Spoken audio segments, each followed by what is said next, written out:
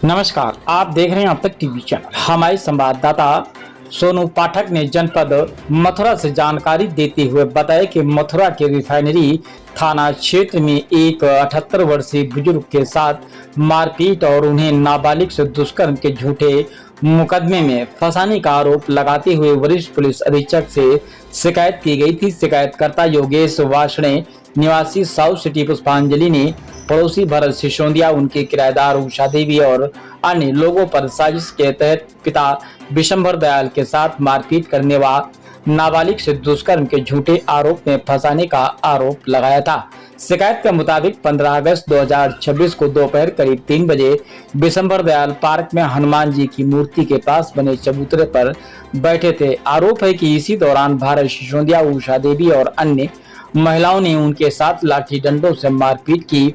इसके बाद उनके खिलाफ रिफाइनरी थाने में 376 व 3/4 पॉक्सो 1 में मुकदमा पंजीकृत कराकर उन्हें बंद करा दिया गया और थाना रिफाइनरी पुलिस ने भी इस मामले की जांच किए बिना एफआईआर दर्ज कर ली। योगेश का आरोप है कि घटना की जानकारी मिलने पर जब वह मौके पर पहुंचे तो उनके साथ भी मारपीट की गई, जिससे उन्हें गंभीर चोटें भी आई हुई हैं। शिकायतकर्ता ने बताया कि दोनों पक्षों के बीच पहले से जेवरात को लेकर विवाद चल रहा था। उन्होंने वरिष्ठ पुलिस अधीक्षक से मामले की स्वतंत्र और निष्पक्ष जांच कराने, पिता को मुकदमे से बाहर करने तथा आरोपियों के खिलाफ कठोर कार्रवाई करने की मांग की है। आइए चलते हैं हमारे संवाददाता के साथ। आपका मेरा नाम योगेश वाषणे है। मैं साउथ सिटी भगवान नगर टाउनशिप थाना रिफाइनरी में रहता हूँ। मेरे पड़ोसी भरत सिसोदिया से 2-3 साल से झगड़ा चल रहा है। उसी के झगड़े की रंजिश के तहत मेरे पिताजी पर उसने 376 मुकदमा लगवा दिया थाना रिफाइनरी से, जिसमें कि मेरे पिताजी की उम्र लगभग 80 साल के करीब है और मुझ पर और मेरे परिवार पर दबाव बनाने के लिए ये सारा मुकदमा झूठा कायम किया गया है।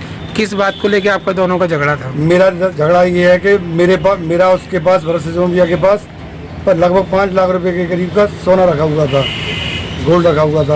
उसको उसने दाबने की मतलब सोच लड़ने जो गोल्ड आपने जो गिरवी रखा है गिरवी नहीं रखा, दोस्ती में रखा हुआ था। अच्छा, सेफ्टी के लिए दोस्ती में रखा। उसके कुछ आपके पास बिल है? हाँ, बिल है मेरे पास। कहाँ से जो खरीदा था जिसका? जी राधा रानी ज्वेलर्स कृष्णानगर से मैंने वो खरीदा था। अच्छा, कि अब क्या स्थिति है? अब यहाँ एप्लीकेशन देने आए, क्या कहेंगे इसको? मैं ये एप्लीकेशन देने आया हूँ और कप्तान साहब से गुजारिश करने आया हूँ कि मेरे पिताजी के साथ न्याय किया जाए।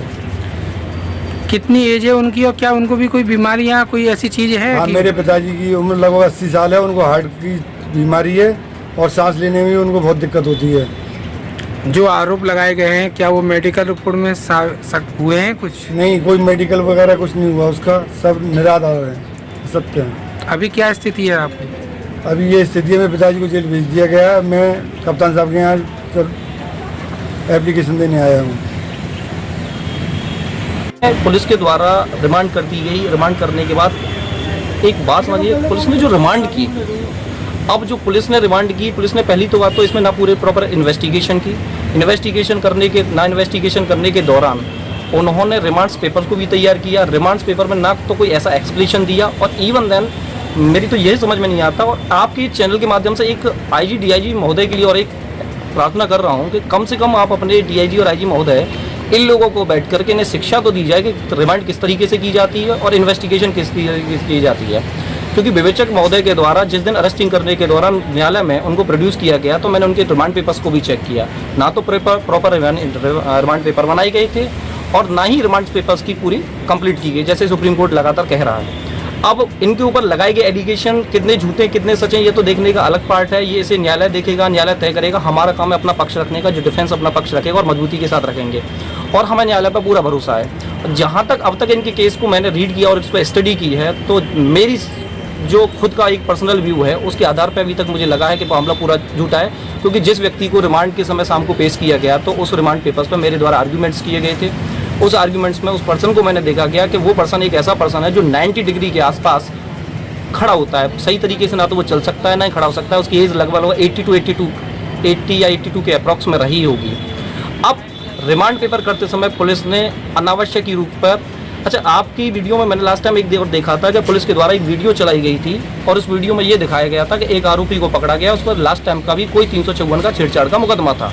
अब पुलिस के द्वारा अरेस्ट करके किसी भी एक्यूज्ड को, किसी भी पर्सन को दिखा दिया गया कि ये फलाना आरोपी और इसके ऊपर कोई फलाना केस पहला विचाराधीन है, लेकिन पुलिस के द्वारा अपनी वीडियो में ये नहीं बताया गया कि जिस मुकदमे को उस व्यक्ति के अगेंस्ट रजिस्टर्ड किया गया था वही उसी थाने के द्वारा इन्वेस्टिगेशन दौरान करने के बाद उसमें एफआईआर लगा दी गई थी, उसे निर्दोष पाया गया था। सेम उसमें पारिवारिक रंजिश को निकलने के दौरान उसके खिलाफ मुकदमा रजिस्टर्ड कराया गया और इस मुकदमे में ना तो लड़की के मेडिकल कराए गए और ना ही कोई ऐसा मामला पाया। अब तक की मेरे द्वारा की गई केस पर इन्वेस्टिगेट और पर्सनली ग्राउंड पर उसकी जांच करने के दौरान मुझे अब तक का मामला पूरा फर्जी लगा है।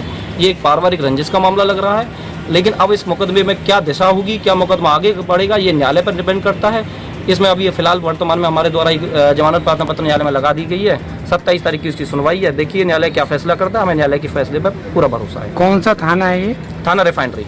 पुलिस से अभी आप मिले हैं, क्या आश्वासन दिया है? पुलिस को मिलने का क्या है, पुलिस को मिलने की, उनसे मिलने से फायदा क्या है? पुलिस को मिलने से फायदा ये नहीं है क्योंकि पुलिस को कोई नॉलेज तो है नहीं। उनके आप रिमांड पेपर्स को देखिए, जिस थाने के आईओ महोदय को रिमांड पेपर बनाना नहीं आता, अरेस्टिंग मीमो तैयार करना नहीं आता, वो क्या इन्वेस्टिगेशन करेंगे? आईओ महोदय के द्वारा अपनी रिमांड पेपर में, रिमांड मीमो में स्पेशली बताया जाता है कि आप किसी एक्यूज को अरेस्ट करेंगे तो आपको उसकी डेट एंड टाइम तक मेंशन करना पड़ेगा, लेकिन उन्होंने डेट मेंशन कर दी, टाइम मेंशन करना भूल गए। कारण लिखना पड़ेगा कि आपने अरेस्ट क्यों किया, एक जनरल कारण लिखा कि 24 घंटे में हम इनकी विवेचना पूरी नहीं कर सकते। भाई अभी देन इस मामले में पूरा समझने के बाद और काफ़ी सारी मैटर्स को देख रहा है और काफ़ी मुकदमे में ट्रायल फेस कर रहा हूँ, लोगों के लड़ रहा हूँ, तो मैंने देखने के बाद इतना मुझे समझ में आ गया कि हमारी जो पुलिस में काफ़ी हद तक के जो अधिकारी हैं उन्हें लॉ का कोई जानकारी नहीं है। लॉ ऐसा लगता है कि वो जो कानून के काम कर रहे हैं, जो प्रक्रिया कर रहे हैं, उन्हें स्पेशली इसके लिए क्लासेस दी जानी चाहिए। किस तरीके से पेपर्स तैयार होने चाहिए, किस तरीके से इन्वेस्टिगेशन की जानी चाहिए, क्या पार्ट इन्वेस्टिगेशन में आनी चाहिए, ये सारी चीज़ें आनी वो उनका नहीं है। अब देखें तो उस लड़की के द्वारा, उसकी माताजी के द्वारा एफआईआर रजिस्टर कराई गई थी। एफआईआर का वर्जन अलग था। लड़की के द्वारा 161 के स्टेटमेंट जो रिकॉर्ड कराए गए थे, जिन्हें आप बदलकर बीएनएसएस के तहत 180 कर दिया गया, उसमें उसके स्टेटमेंट अलग रहे हैं। लड़की का कोई मेडिकल नहीं हुआ। पुलिस के द्वारा अरेस्टिंग की गई है, उसमें अरेस्टिंग मीमो पूरा प्रॉपर नहीं तैयार किया गया, अरेस्टिंग के पेपर प्रिपेयर तैयार नहीं किए गए, रिमांड पेपर प्रिपेयर तैयार नहीं किए गए। तो पूरा का पूरा समझ में आ रहा है, यहाँ तक देखने पा रहा है कि रिपोर्टकर्ता के लेकर के पुलिस आपस में कंक्लूड की हुई है और उसी आधार पर आप उनको अनावश्यक तरीके से जेल भेज दिया।